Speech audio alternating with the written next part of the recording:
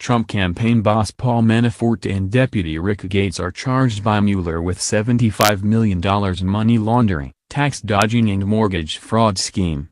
Special counsel Robert Mueller delivered another bombshell Thursday, charging Donald Trump's former campaign chair Paul Manafort and Deputy Rick Gates with running an elaborate scheme to launder $75 million and dodge tens of millions in taxes.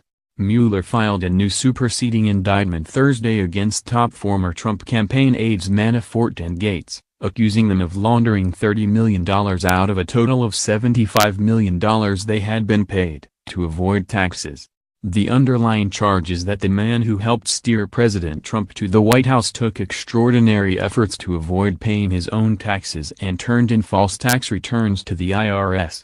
The new indictment lays out an elaborate scheme where the pair did business abroad for some unsavory clients, including the pro-Russian former Ukrainian regime, set up dozens of LLCs with offshore bank accounts in overseas tax havens, then wired money from them direct to companies they wanted to pay in the United States for their own lavish lifestyles. They lied to the Treasury and IRS that they did not hold foreign bank accounts, and even lied to the people who prepared their taxes, the charges allege. The pair also masked what was in fact income as loans to avoid paying taxes on it. When the pro-Russian regime of Viktor Yanukovych was deposed in Ukraine, the pair hit money troubles, so turned to mortgage fraud in the U.S., getting loans with the aid of bogus financial documents to ensure a supply of liquid cash. The new charges hit the pair with conspiracy, fraud, and tax charges, with a total of 32 counts. The new charges add to the initial 12-count indictment filed in October, and follows reports of lengthy talks with Gates over a possible plea deal. The slapping of new charges on him appears to signal that talks have broken down, and brings down even more pressure for Gates to submit. According to the government, more than $75 million flowed through offshore accounts set up by the pair. Manafort, with the assistance of Gates, laundered more than $30 million, income that he concealed from the United States Department of the Treasury, the Department of Justice, and others, according to the charges.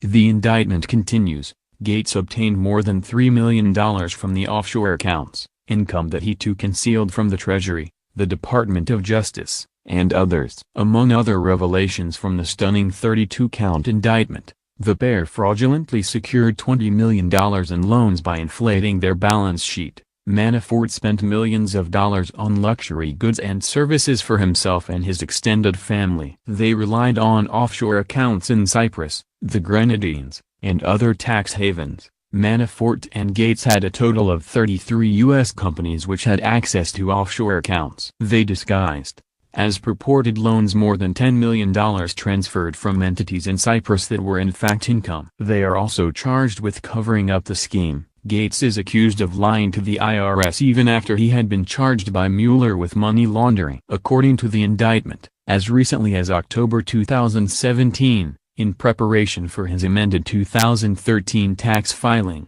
Gates was asked by his tax preparer, "Did you have any foreign assets, bank accounts during 2013 or 2014?" His response, "No." Authorities combed through Manafort's tax returns, concluding that from 2008 to 2014, he represented falsely that he did not have authority over any foreign bank accounts. They also dug through Manafort's array of real estate deals and loans using his homes in New York and Virginia as collateral. He falsely represented the amount of debt he had by failing to disclose on his loan application the existence of another mortgage on his Union Street, a $3 million townhouse in Brooklyn, home, for example.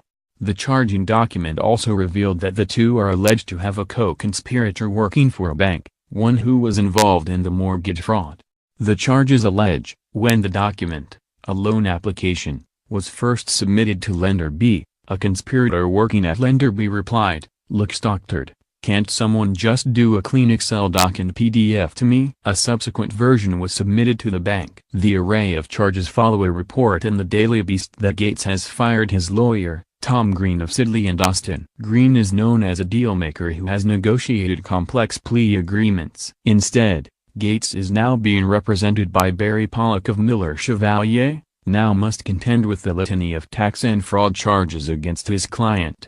The latest court action comes just 2 days after a Russian oligarch's son-in-law admitted lying to the FBI. Alex Van Der Zwaan pleaded guilty at federal court in Washington, D.C., in a plea deal with the special counsel. The Los Angeles Times reported Sunday that Gates will himself plead guilty to fraud charges and will agree to testify against his longtime partner, Manafort.